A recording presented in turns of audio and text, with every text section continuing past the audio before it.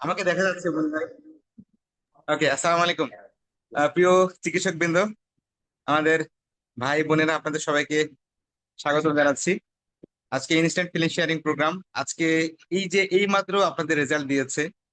Result আসলে শুনেন, সবসময় আমি একটা কথা বলি যে আমরা সবাই অনেক বেশি চেষ্টা করি, সবাই চেষ্টা করি, কিন্তু আসলে আমাদের অধ্যাবসায় চেষ্টা সবকিছু মিলিয়ে ভাগ্য আল্লাহ তাআলার কবুল করার একটা ব্যাপার থাকে। অনেকের রেজাল্ট হয়তো খারাপ হয়েছে, তবে ম্যাক্সিমাম রেজাল্টই ভালো হয়েছে।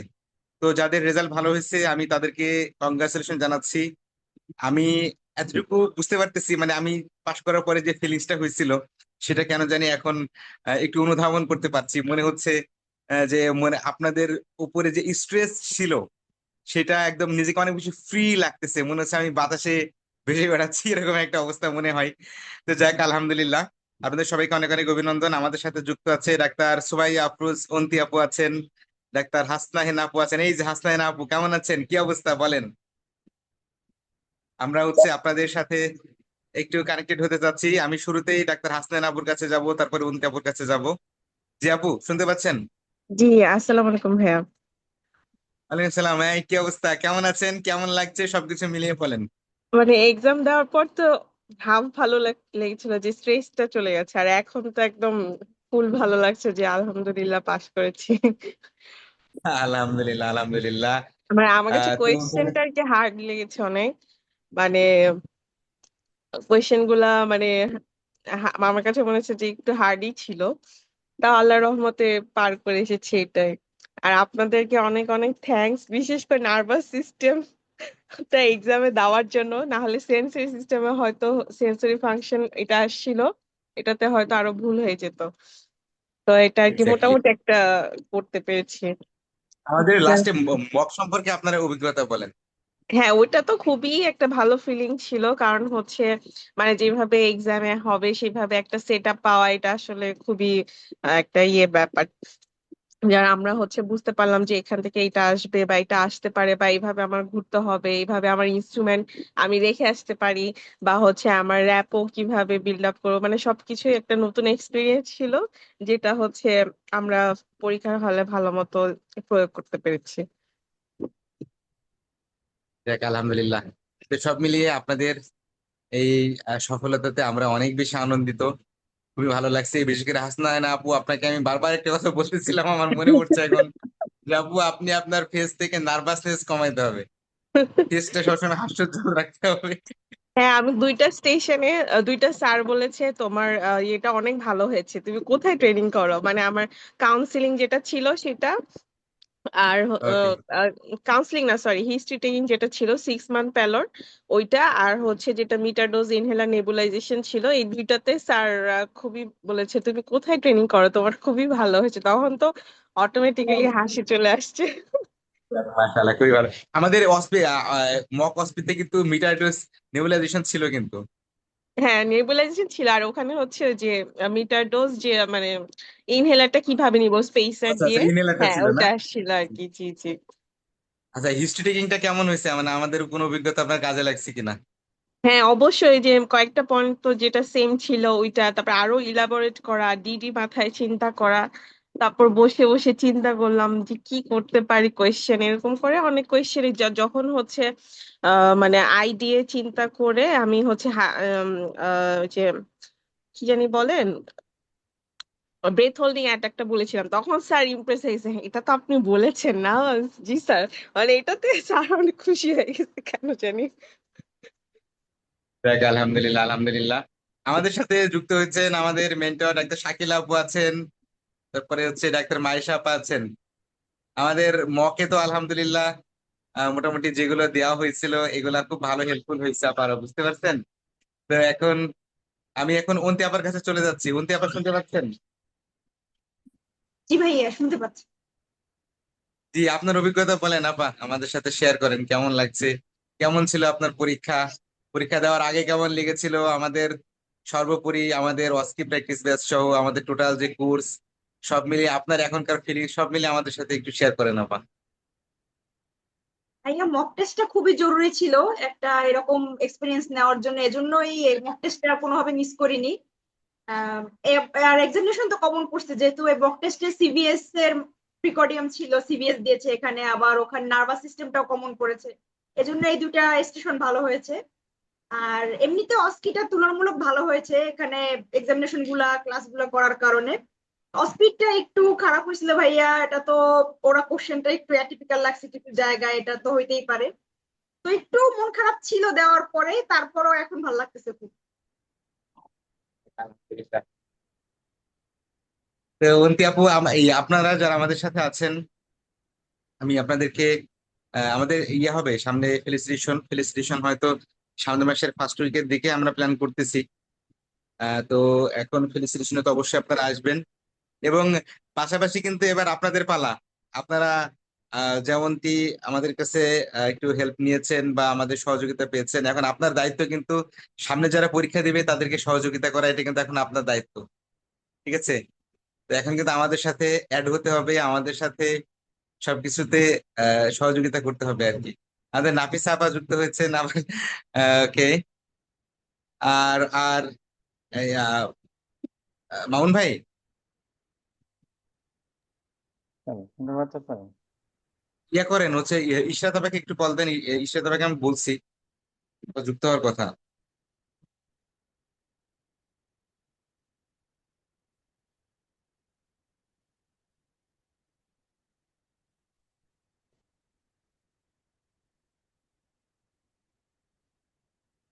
ওকে, মাইশা আপা কানেক্টেড আছেন?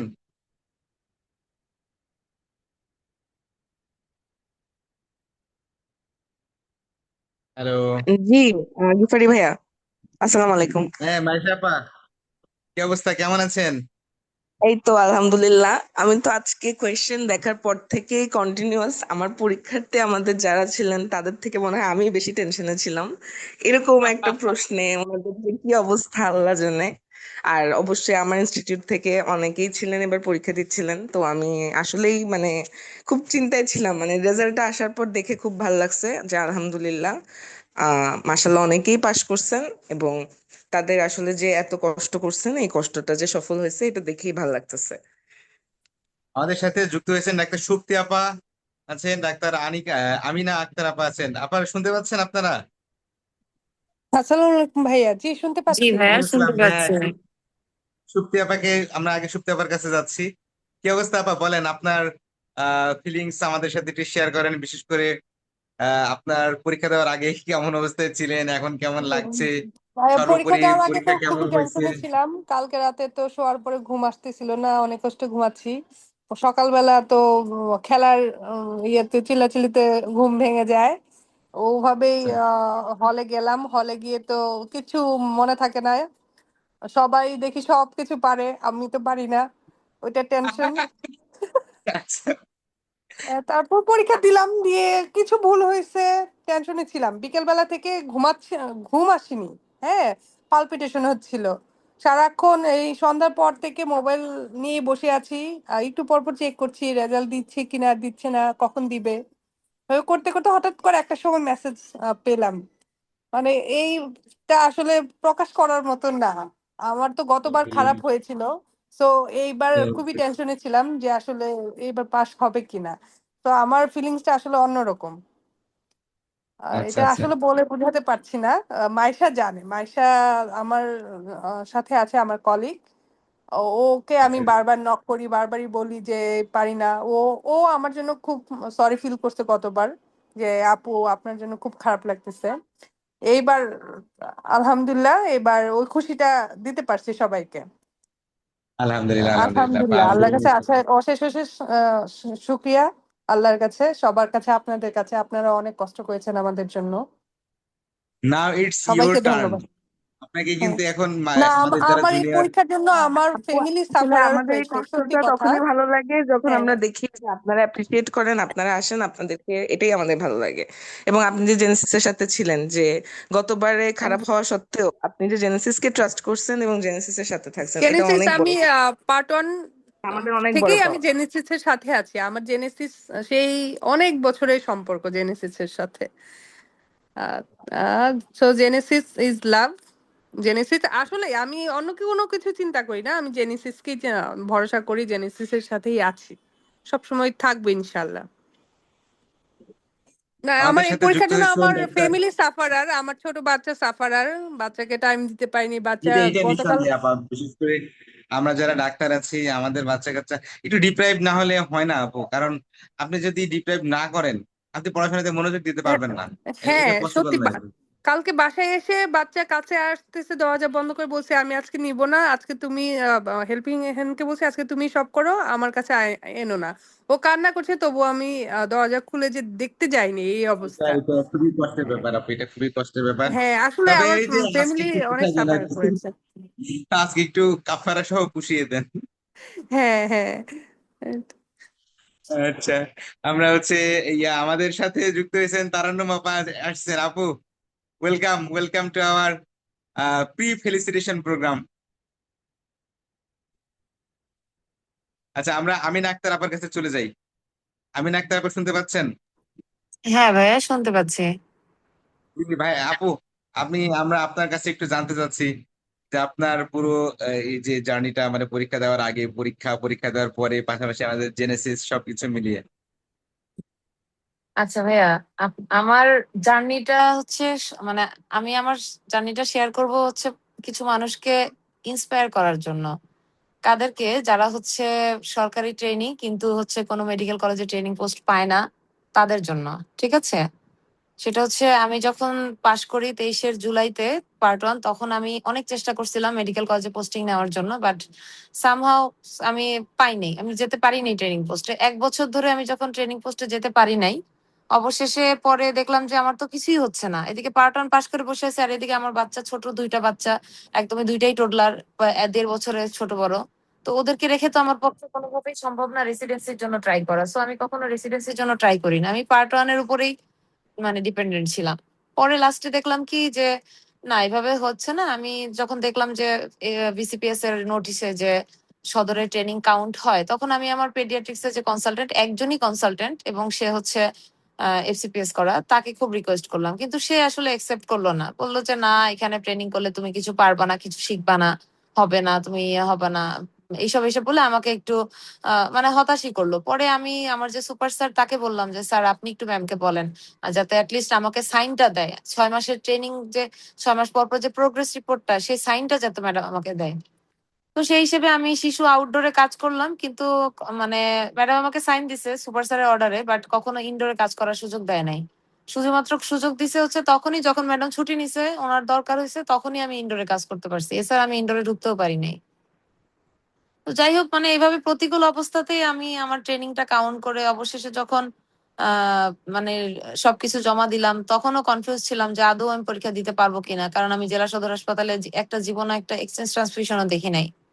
ঠিক আছে, একটা নর্মাল মানে একটু নিউমোনিয়ার বাচ্চা একটু সিভিয়ার পর্যায়ে গেলে যেখানে হচ্ছে রেফার্ড হয়ে যায়, সেখানে আমি কিছুই দেখি নাই।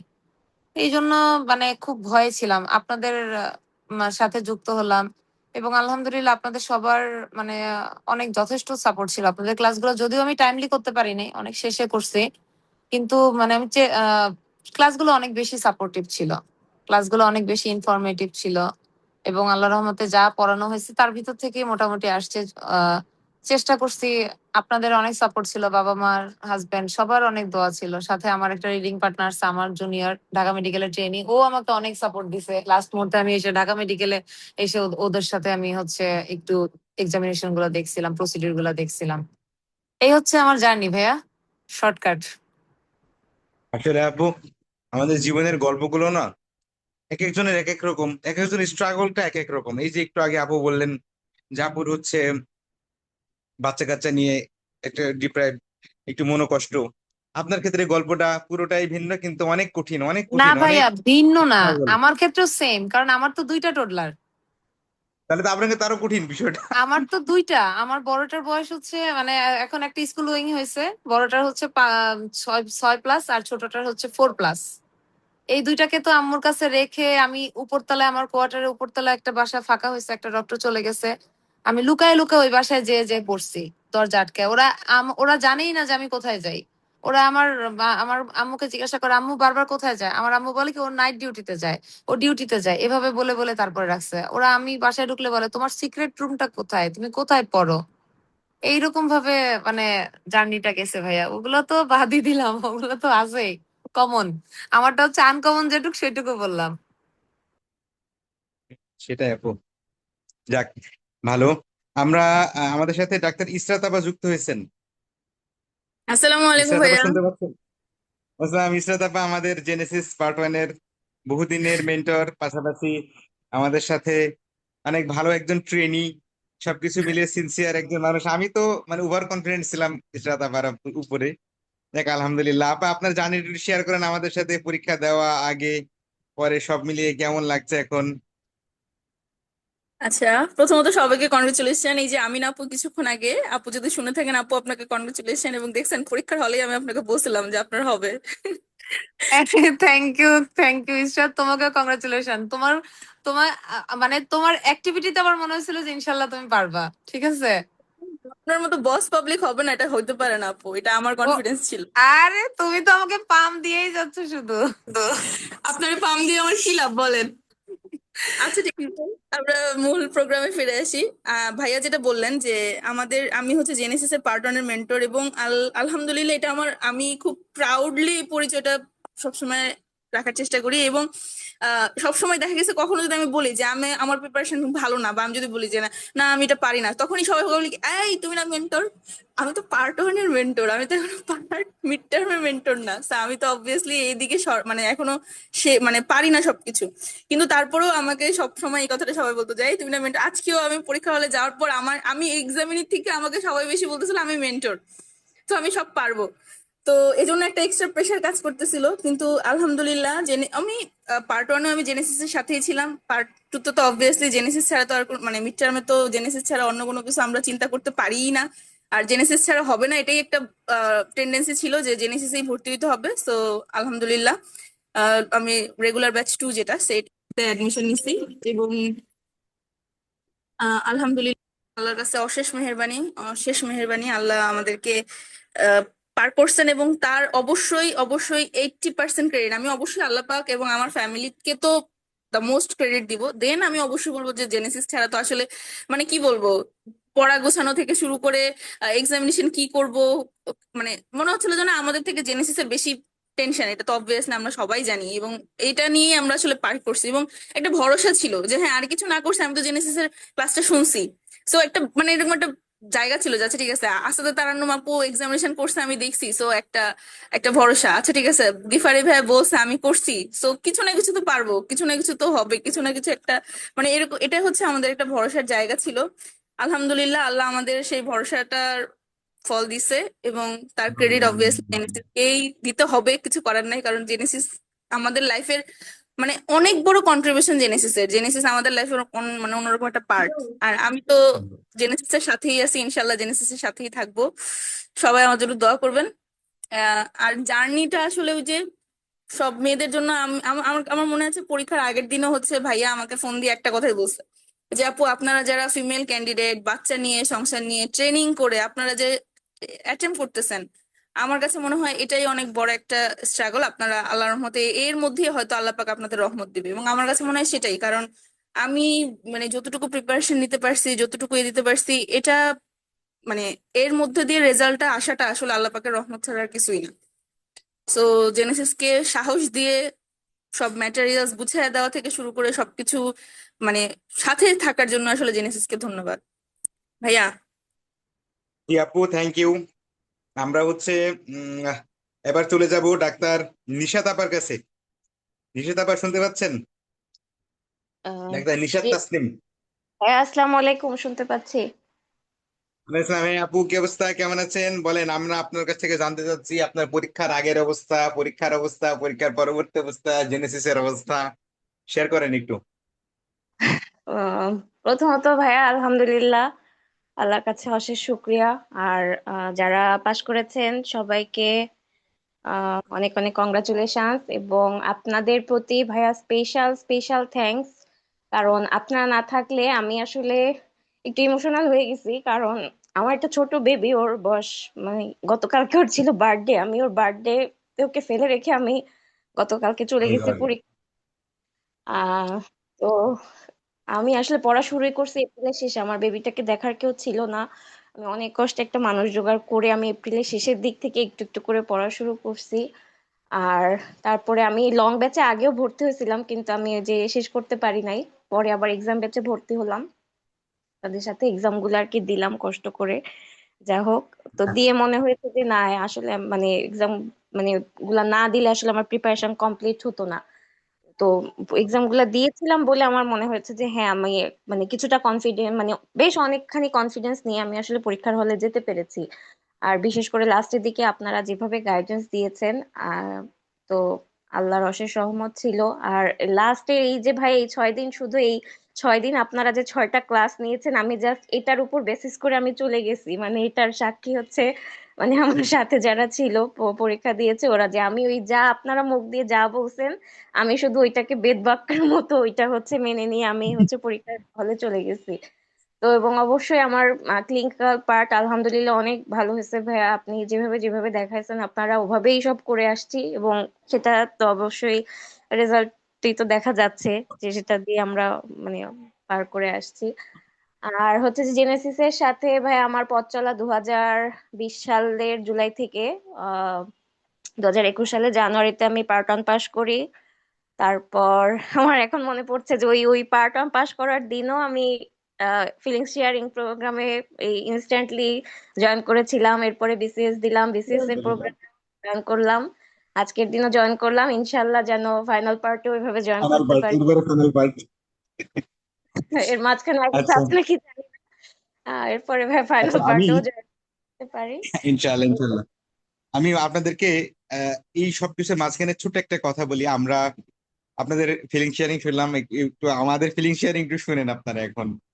ফিলিং শেয়ারিং হচ্ছে আমাদের এখানে এবার আমাদের কিন্তু গত বছর অস্কি প্র্যাকটিস ব্যাচ আমরা লঞ্চ করছিলাম না, বিভিন্ন কারণে ছিল আর কি। তো এইবার অস্কি প্র্যাকটিস ব্যাচ নিয়ে এক প্রকারে স্বভাবতই আমাদের পেডিয়াট্রিক্স এর টার্নওভার একটু কম অন্যান্য সাবজেক্টের চেয়ে।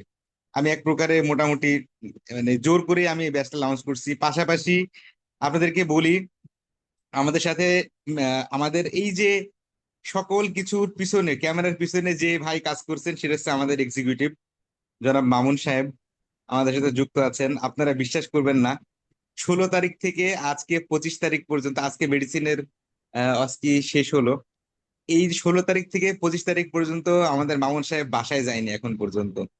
সে আমাদের জেনেসিসেই খাওয়া দাওয়া, গোসল, ঘুম সবকিছু জেনেসিসেই। এবং এইটার জন্য আমার মনে হয় যে আমাদের সকলের পক্ষ থেকে আমরা মামুন ভাইকে আমরা হৃদয়ের অন্তরস্থল থেকে অনেক বেশি কৃতজ্ঞতা এবং থ্যাঙ্কস। আসলে আমরা ডাক্তাররা এত ভালো সার্ভিস বলতে পারেন বা আমরা সাপোর্ট যতটুকু পেয়েছি, এর পিছনে মামুন ভাইয়ের বড় একটা অবদান আছে। সে নন মেডিকেল পার্সন হওয়া সত্ত্বেও আমাদের ব্যস্ততা, আমাদের সবকিছু মিলিয়ে যেভাবে আমাদেরকে সাপোর্ট দিয়েছে, এটা জাস্ট অসাধারণ। আমরা সবাই মামুন ভাইকে একযোগে থ্যাঙ্কস জানাতে চাই। আমাদের সবাই যারা আছেন আমরা সবাই আনমিউট করে মামুন ভাইকে থ্যাঙ্কস জানাই প্লিজ।